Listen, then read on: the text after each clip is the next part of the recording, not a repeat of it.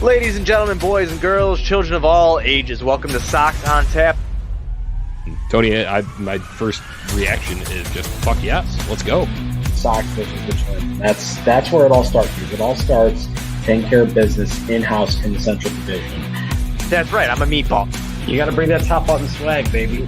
It is always great to beat the Cubs. And I'm a homer, so I always say they're gonna. Dallas Keuchel Lamson got some beards that you should be afraid of. What everybody said when he gets out there, it's me versus the other guy, and I'm going to beat him. So I just love that mentality. It's cool and fucking tough. Steve, would you say that Tony is mad online? I would definitely say that. The White Sox winner.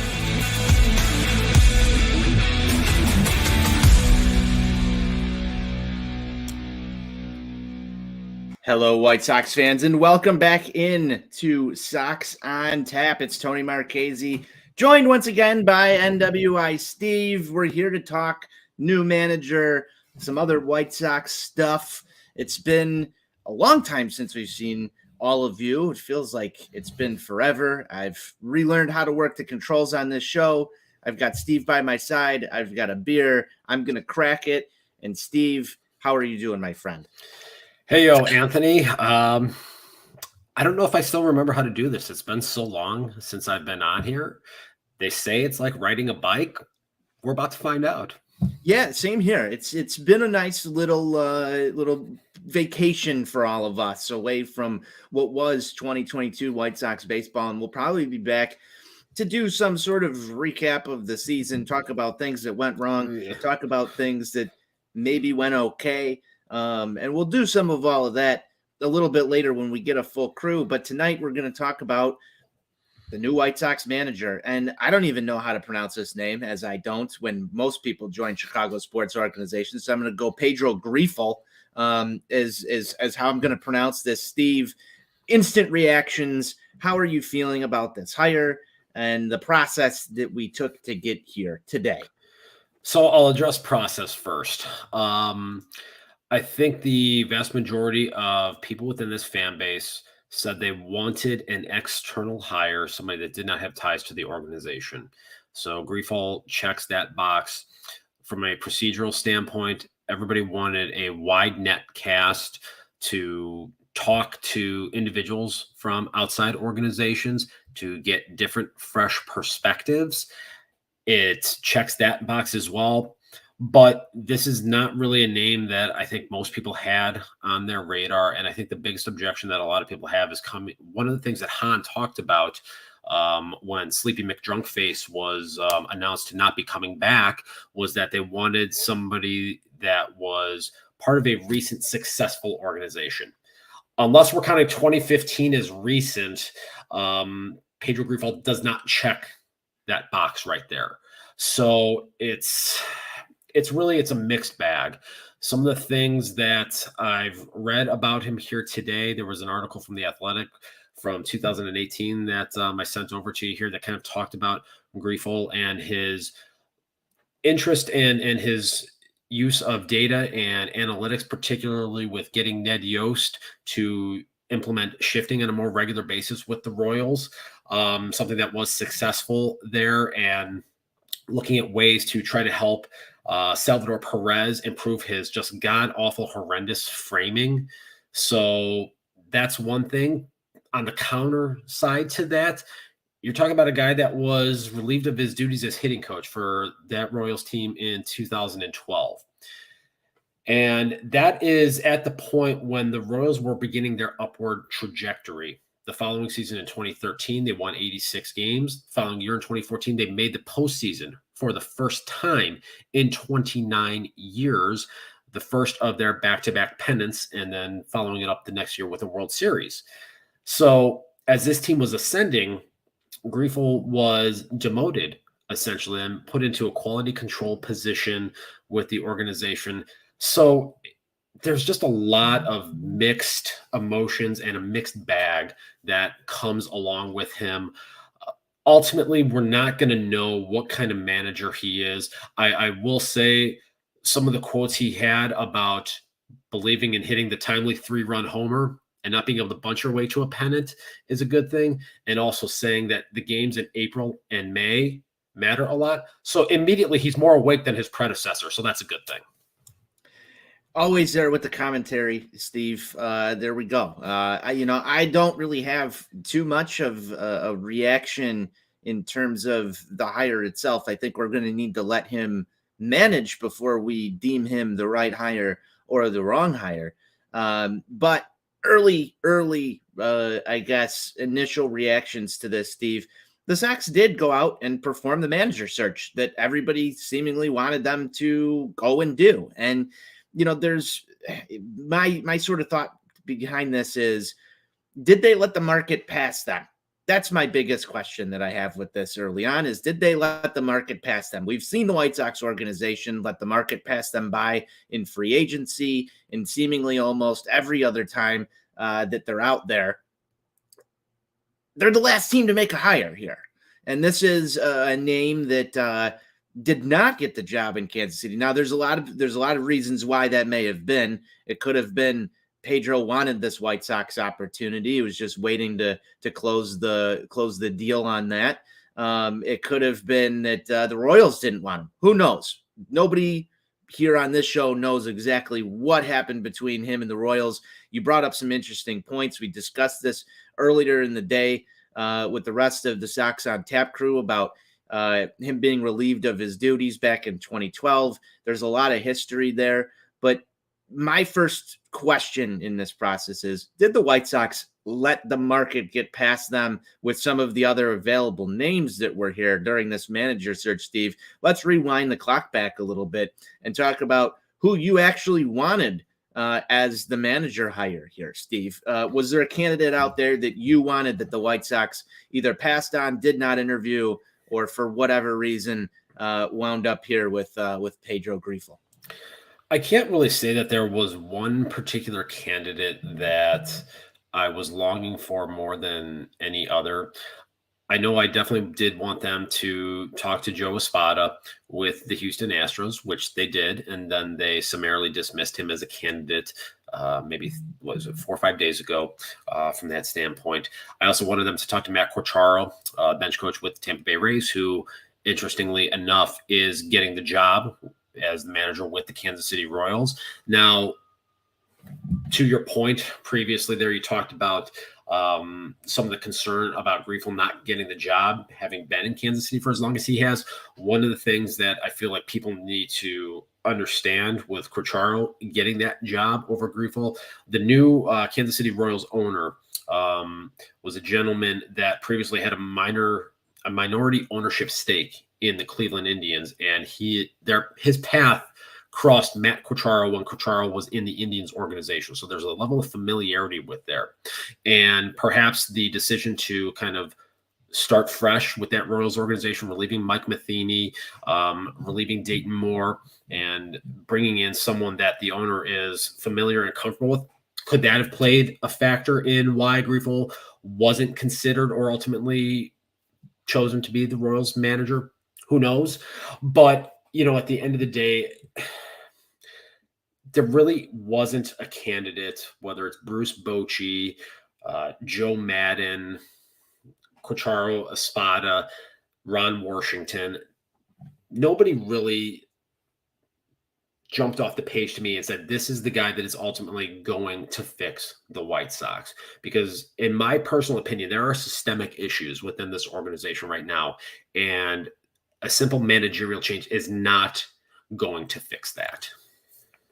Fair enough. And I noticed that you left out one name there, Ozzie Guillen, who was also involved in some of this. I didn't have you pegged down as an Ozzie Guillen guy. Didn't think that you were going to champion that one, Steve. Just didn't seem to be your style there. But some other names that you threw out in this managerial search. Joe Madden. I definitely did not want Joe Madden, although I do enjoy some of the Joe Madden publicity tour that was going on MLB Network and every single other outlet that was out there that Joe Madden could get on. You wouldn't have been excited for the pajama party theme road trip? I mean, I'm all for team bonding, but I just don't know if this White Sox team exactly needed a Joe Madden type manager. Let's be honest with ourselves here, Steve, for just a couple of seconds. I think one of the things that didn't go right with the 2022 Chicago White Sox was the fact that Tony La Russa let these guys kind of do whatever it is that they wanted to do, and that there was not a lot of accountability within the organization. So I did not think that Joe Madden was going to be the type of guy that could come in here and fix things by any means with the pajama party. I just didn't see that happening. Joe Espada, let's move on to Mr. Espada real quick, Steve. I didn't really buy this one from the start. I thought that Espada was going to wind up, back and staying in Houston and waiting for Dusty Baker to retire. It didn't really seem to make too much sense, although I know he was a favorite amongst a large section of the fan base based on his baseball acumen and what he's involved in with a perennial contender that is the Houston Astros. Any shock there that deal didn't get close with the Spada? Yes and no. I think from the standpoint of, I struggle to understand why a top managerial candidate would want this job. Working for an ass backwards front office that really hasn't accomplished much in their tenure. I mean, let's slow it just for a second here. I wouldn't say that because I don't think that the White Sox, even though they're not at the forefront of baseball, excitement right now, and they just missed the playoffs. There's still an interesting roster here that was in the playoffs just a year ago and the year before that. So you sound like my ticket rep yesterday trying to convince me not to cancel my plan. Well, we already know that you have canceled your season ticket plan, Stephen. That's already old news. I mean, there's still opportunity here for this ball club to be successful. There's still opportunity to come in and manage some exciting young baseball players, is there not? There is, but the problem is this. Too many things have to go right at this point. You're talking about guys that really have to hit their 70th percentile projections at least. And we're talking about having to count on the likes of Eloy Jimenez, Yoan Moncada, Luis Robert, Tim Anderson, and Andrew Vaughn to try and play 150 games in a season. That's a challenge that I would love to see them succeed in, but none of them have done it yet. So that's a big problem for me. Eloy has shown nice bursts of being an offensive force. He's also then followed that up by being a ground ball machine. Luis Robert can't stay on the field. Yoan Moncada finds his way onto the IL all the time and finds inconsistent offensive performance. Andrew Vaughn has not produced the power that we thought was in that bat to this point, leaving a lot of us to kind of wonder how much did missing out on upper minor level pitching because of the pandemic stunt his development. These are all valid questions. There's too many things that have to go right at this point for this team to be a contender, in my opinion. And I feel fairly certain that a certain 86-year-old human being is not going to just all of a sudden give them more money to spend now, having missed the playoffs. So that gives me cause for concern about the direction of this roster going into 2023. I think that's a certain 86-year-old man may have, just really done a number on you over the years, Steve. There is no human being on this planet, and I say this in all honesty, that I hate more than that man. You've got a grudge. You've got a grudge. It is not possible to hate someone you have never met more than I hate that man. You've got a grudge. It's very obvious here. With all of that said, I still think that a major league managerial opening of any sorts for a lot of people who work in baseball and in baseball front offices is an attractive position.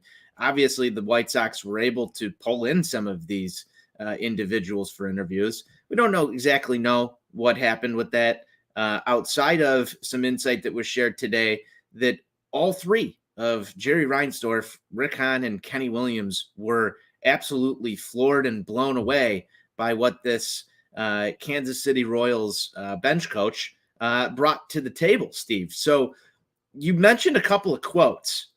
Do you have some more of those? Because I know you spent a considerable amount of time today researching some Pedro Grifol quotes for all of us here that can be shared. You've mentioned the bunting doesn't get the job done, and that you need to hit homers. That's got to make you happy, like a little bit, right? Inside, that makes you a little bit happy. I love 3-run homers. Listen, Earl Weaver, God rest his soul, was so far ahead of the curve when he said pitching, defense, and 3-run homers. That's how you fucking win baseball games in the year of our Lord 2022. Earl was like 60 years ahead of his time. I digress, however. Some of the other things that Grifol talked about, the use of data and the use of analytics, and having a blend between that and a gut feel. It sounds great on paper. It's a great quote. It's something that looks really good. I've talked about this on a number of occasions. You can't be on either extreme. That's a problem. You look at Kevin Cash and some of the things that they do in Tampa, and while Tampa Bay has definitely been far more successful than the White Sox have in my life, and it makes me fucking sick to even say that, I think they take it too far at times. Game 6 of the 2020 World Series, prime example. So how he's able to apply that, and how he's able to take data, and how he's able to then mesh that with a gut managerial feel is going to be an interesting thing to kind of understand. The early rumors, the early speculations are that former Toronto Blue Jays manager and former Tampa Bay Rays bench coach Charlie Montoyo is going to be assuming the role of bench coach under Grifol. So that's going to be a little bit of an interesting dynamic. I was just about to move into our next little topic here, Steve. Is yes, that's what we call a segue. Yes, we have some news that most of the coaching staff will not be returning, and you mentioned the first name that's been very heavily chatted about amongst the White Sox media and fans today on Twitter.com. That's Charlie Montoyo. You know him as the drum guy, right, Steve? I did not know that, actually. You didn't? Okay. No. So apparently he's got some drums that he likes to bring into the clubhouse. So, anything to get a little beat going. I can imagine we're going to get my early projection here is we're going to get some drums in the dugout, and you'll see some clips of Yohan Moncada and Eloy Jimenez, busting some moves out there to Charlie Montoyo drumming away in the White Sox clubhouse. Outside of that, we don't know what the rest of this coaching staff is going to look like outside of one name that's coming back, and that's Ethan Katz. I don't think that there's really a surprise here. However, some might be shocked to learn that Ethan Katz is going to be back with this club and is probably going to be the only survivor of what is going to be a clubhouse purge. What I think is interesting about this, I tend to believe that when you make a head coaching or managerial change, you should allow those individuals to decide who is going to be on their staff. You shouldn't saddle them with Don Cooper. Yes, Don Cooper is the exact perfect example, because Coop was underneath. Let's see, got there with Charlie Manuel. Every manager of my entire life. Yeah, so he survived 4 different administrations. I don't like that personally. Now, maybe Grifol had a conversation with Ethan Katz and wanted to get an understanding of his pitching philosophy, how he goes about dealing with a staff, and maybe there were synergies there, and maybe they were properly aligned with what Grifol wants to do going forward. If that's the case, I'm okay with that. But I don't like the idea of Rick Hahn, Kenny Williams, whoever else is involved in this, saying Ethan Katz is staying, you have to figure it out. If that's what happened, I got a fucking problem with that. So, again, we don't know the dynamics there. We don't know what conversations took place on that. But again, if Grifol and Katz had conversations and they were in agreement on direction going forward, and Grifol decided this is the guy I want to oversee my pitching staff, I'm fine with that. Does any part of you, and this is probably just tinfoil hat time. I know it's Tuesday, tinfoil hat Tuesday time. I know where this is going. Does any part of you think that he is here still because Lucas Giolito is still on this roster? Any part of you? No, not at all. No, because Lucas Giolito, he was bad last year. You can try to dress it up all you want. He was bad. Yes, and Dylan Cease was very fucking good. Right, Dylan Cease was very good. Ronaldo Lopez turned a corner. Jimmy Lambert turned a corner. So there were definitely positive things that happened under Ethan Katz's direction. Okay, I think it's pretty fair to say that I'm gonna start a checkmark counter every time you say something positive about the White Sox. I would love to be more positive about the White Sox. Trust me, it would make my life a lot more fucking enjoyable. But the notion and this belief that he's only there to basically be a caddy for Lucas Giolito, I just don't buy it.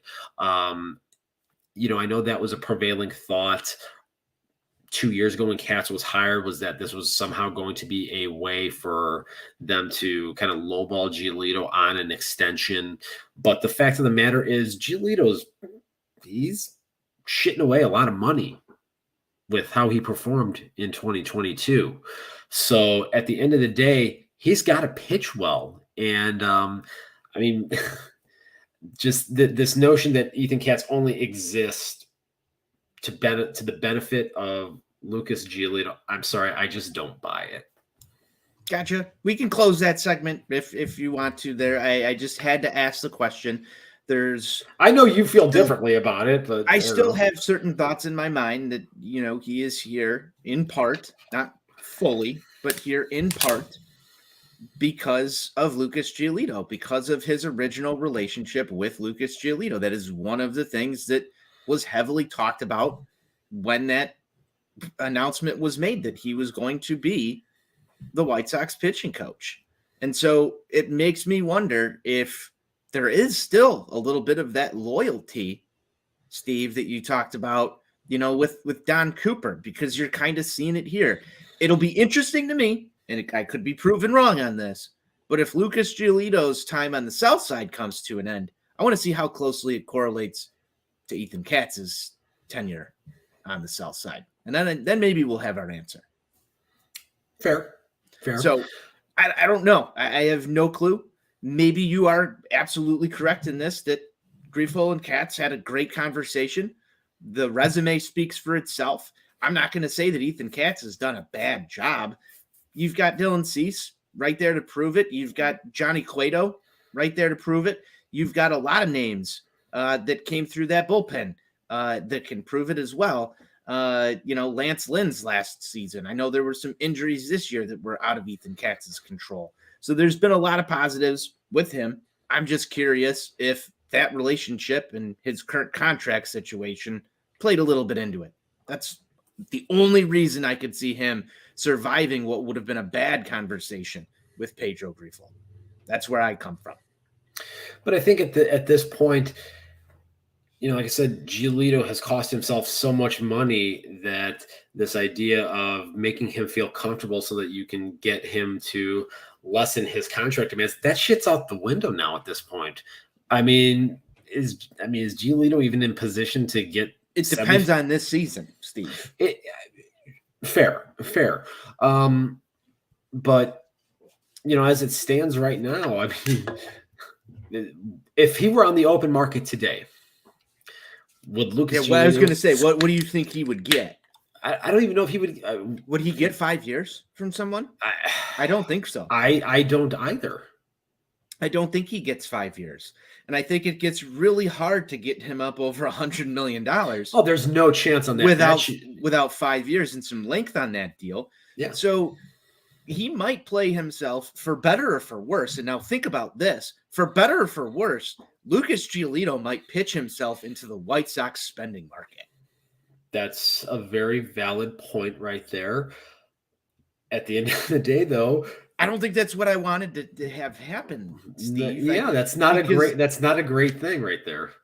Because if we look at starting pitchers and the history of this team, the highest contract they've ever given a starting pitcher is John Danks, 5 years, $65 million. What about Danks? What about Danks? There you go.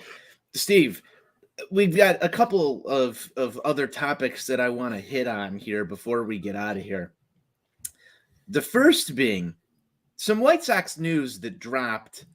And I don't know if you were a big Sox Fest guy, but some White Sox news that dropped while we were away is that the White Sox aren't going to have Sox Fest this year. And I feel like this was a hot button issue for a couple of days and then kind of died down after the crowd put their pitchforks back into the tool sheds and waited for a manager hiring to finish. So let's bring out those pitchforks again for a second here. The Chicago Cubs are hosting a fan fest. Most other teams are back to hosting fan fests. And due to factors, due to reasons, due to who knows, the Sox have decided that we're not going to have a Sox Fest this year. We're not going to try and rally our fans together. We're not going to bring everybody. We're not going to let the kids come get autographs and Ken will get autographs. We're not going to let anybody commiserate over what was a disappointing season or ask questions about, the direction of this ball club going forward. We're going to stay silent and we're going to head straight to Arizona and start to play baseball again. We're not going to do the whole fanfare thing. What's your reaction to the White Sox canceling Fan Fest, Sox Fest? Oh, I've got thoughts, believe me. First, let me preface this by saying I went to Sox Fest one time in 2010, and I questioned Kenny Williams on the acquisition of Mark Teahen. He told me I was going to like Mark Teahen. I'm still waiting for my fucking apology, Kenny. Nevertheless, to me, Sox Fest is pretty useless. It's for a bunch of fat, overweight adult slobs like Ken W.O. to go stand in line and cut in front of little kids so they can get autographs so that they can, feel good about themselves. Frankly, I think it's pretty pathetic. But as far as the several reasons why this organization has canceled Sox Fest, it's pretty simple to me. They obviously don't want to hold themselves accountable. They don't want to face the people who are unhappy right now. The natives are restless, as they like to say.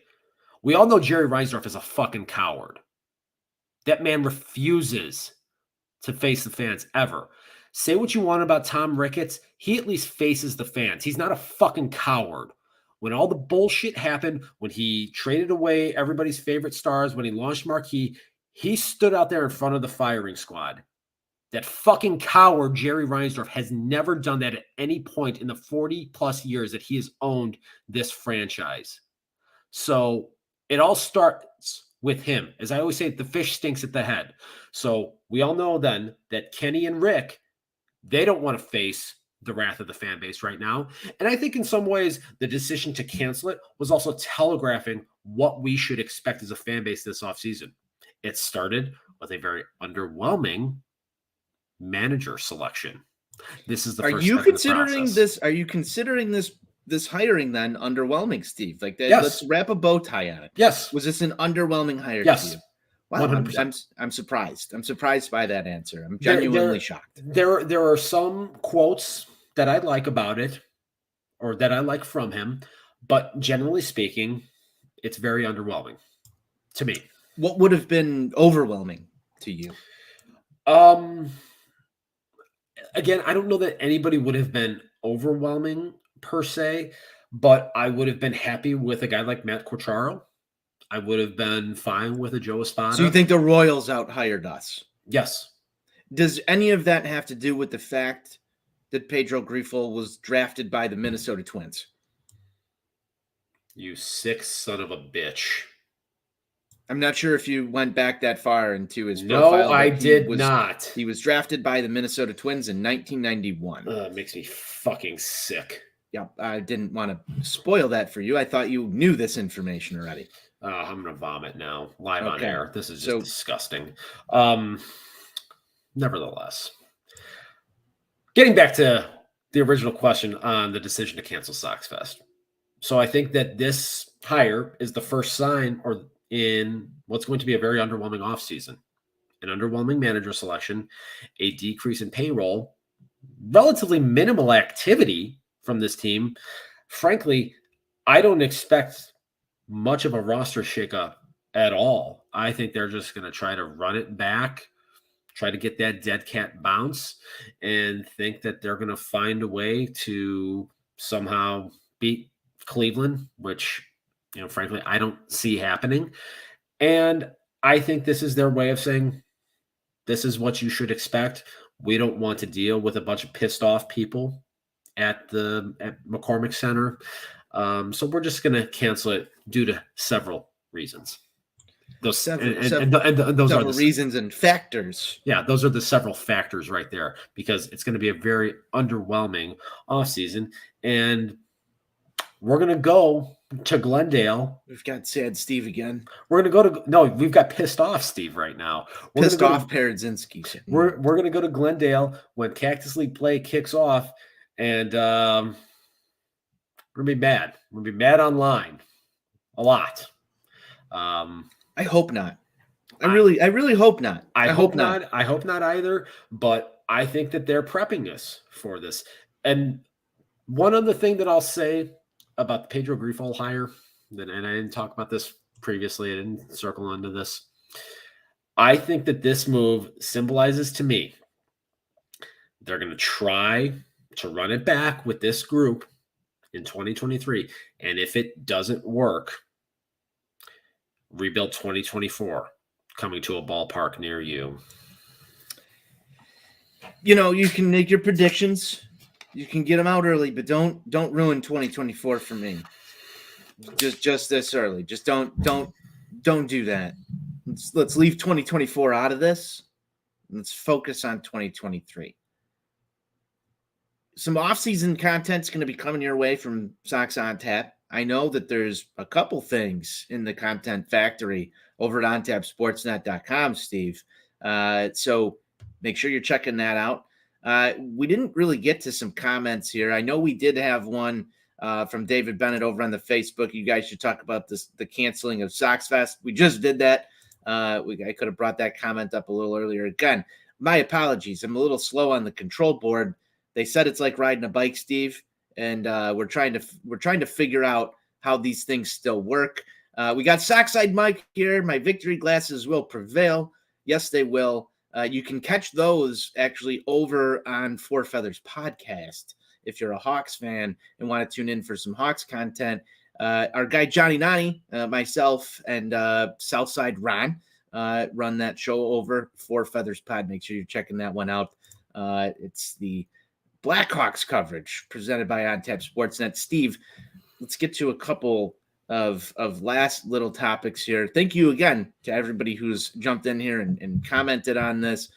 Now, the last thing that I've got really on my agenda, you kind of started to segue into this, a little bit of off-season stuff, but we've got the World Series is going to finish up here. Last thing I want to talk about before this off-season starts. I wrote an article just a couple of weeks ago now. It feels like it was just yesterday. But the difference between, and I know I'm going to get negative Steve after this, the difference between the White Sox and some of these teams that we've seen in the playoffs, I don't know if you've been watching every single game of the playoffs. I've tried to tune into is pretty much almost as many of them as I can. I think I've only missed a couple. But the difference, even in the DS series and the CS series, and now as we're into the World Series with the Phillies and the Houston Astros, was kind of mind-boggling to me in the type of baseball that these teams are playing, the star power that these teams have. So I'll go back and I'll say, I said that this managerial opening was attractive because I think it is to certain extents, but to me it was kind of a pace setter for where this White Sox team should be, Steve. Where they want to be is not where I think they internally value themselves or have any knowledge or self-awareness of what has happened. Do you think this managerial hire can stoke some fire into it? Will this White Sox team be able to overcome this without some of these free agent acquisitions, like you said? And what's the biggest difference between the Chicago White Sox and basically the final 6 teams you saw in the Major League Baseball playoffs this season? The biggest difference is, aside from the little slapdick ball that they play and the mistake by the lake, home runs. Home runs are the difference. You win with 2 and 3 run homers. I talked about that earlier. So that, and having a couple of starting pitchers that can go out there and dominate. You look at the Philadelphia Phillies. They're a perfect example of this. They've got 2 starting pitchers that they have rode to the pennant, and they hit home runs. Kyle Schwarber, Bryce Harper, they've been hitting home runs. Rhys Hoskins hasn't been hitting a lot in October, but when he does, the ball's going over that fencing that they set up prior to the game. So dingers, ball go far, team go far. You have that, and you have a couple of starting pitchers that you believe can dominate. You can make a deep run. Ball go far, team go far. We want to hear Steve roll that R. That's my 2023 Chicago White Sox motto. I would love to roll that motherfucking R quite a bit next year. Believe me. So, Luis, put the fucking dominoes away. Get your body right. We need 150 games out of you next year. That's going to be the key right there. But, we've got a comment from our guy, Michael. Same bad players all returning isn't going to magically change anyone or anymore. It's not, but I think you hinted on something. The health of some of these guys could potentially change something. We've been saying that year in and year out, and I think that's a problem. It grinds my fucking gears. Why are they always injured? That is a big problem. We talk about this all the time, that availability is perhaps the most important ability. And if they can't have Luis Robert, if they can't have Eloy Jimenez, Andrew Vaughn, Yohan Moncada for 150 games, it's a problem. That's just a fact. Because that's where Luis Garcia winds up in your lineup. Sorry for the spoiler alert. But it's a product of it. Here's my question. Last thing. Will Pedro have any say over this training staff? Because I did see something about him talking about, you can lose a division in May, you got to hustle, all that stuff. So says some of the right things, right? Well, that flies in the face of what we heard coming out of this training staff's mouth and this front office's mouth all season in 2022. Good. That flies in the face of it. So, what's the reaction of the players going to be? And is the entire training staff getting canned with the rest of the, first base, third base, bench coach, everybody else? Are they taking a hike too? Or is it going to be the same thing with just a different mouthpiece? I would have no problem whatsoever with cleaning house on the training and the rest of that staff. Now, I know you're not for bringing people back, but Herm Schneider, he's got a pretty good track record. Listen, Herm will always have a special place in my heart. He and I shared we shared a moment at the Potbelly in Naperville back when I used to live out there a couple, 2-3 years ago. Saw him there getting some coffee. We had a quick little powwow. So I've always long time Herm Schneider guy right here.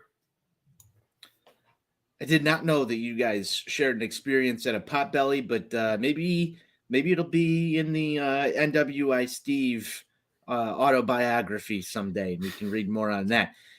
Steve, you got any final thoughts before we close this down? We got some baseball to watch, and I think there's a Chicago hockey team that's going to drop the puck here soon. So I'm going to be doing some of that hockey and baseball tonight. I don't know about you, but what else you got before we close this first off-season edition episode of Sox on Tap down?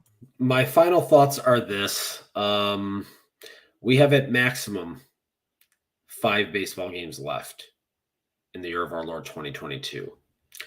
You want to talk about sad, Steve? That really makes Steve sad. Because off-season Steve is the worst Steve. It's just hashtag facts only. There's no getting around that. I'm a completely different person. I'm drifting through life aimlessly. I have no reason to get out of bed in the morning most days. So it's a problem for me. How I'm going to cope with it, I don't know. Seinfeld live tweeting. Seinfeld live tweeting will definitely pick up. That's definitely a thing. That's one of the main features of following me on Twitter.com. I know you love it. You're a big fan of it. So, oh yeah, absolutely. So we've got that going for us. I've started to reinvest a little bit into Monday Night Raw and SmackDown. There's a couple of interesting little segments going on there. So you got that. Obviously, the Hawks. There are some interesting things happening with that team, kind of looking to see who is going to be part of the next good team at the Madhouse on Madison right there. So that will obviously have my attention. And listen, PED season might be starting here in a week or two. I got to come into spring training in the proverbial best shape of my life. So, we'll see what happens. Yeah, that's kind of the mantra around here. You stare out the window and wait for spring, right? We'll still do some of these shows. I think that some regular Sox on Tap might help us get through it. So if you are tuned into the show, expect some hashtag content coming from the Sox on Tap crew throughout the off season, and we'll break down White Sox breaking news. And maybe a couple of fun shows over the old off season, just to keep the stove a little warm, and at least discuss some White Sox baseball. That said, Steve, it was great to be back. It's almost like we never left. But can you be back if you never left? I don't know if you can be back if you never left. It's like a chicken or the egg type question there, Steve. That's all we've got. We'll be back. We don't know when, but it'll be soon. Steve, it was always a pleasure talking White Sox baseball with you. Make sure you go to ontapsportsnet.com for all your Chicago sports literature and podcasting needs. Thank you for hopping in here. Make sure you subscribe to the YouTube. Make sure you turn on that little notification so you know when we go live. See you shortly. Until then, White Sox forever. White Sox for life.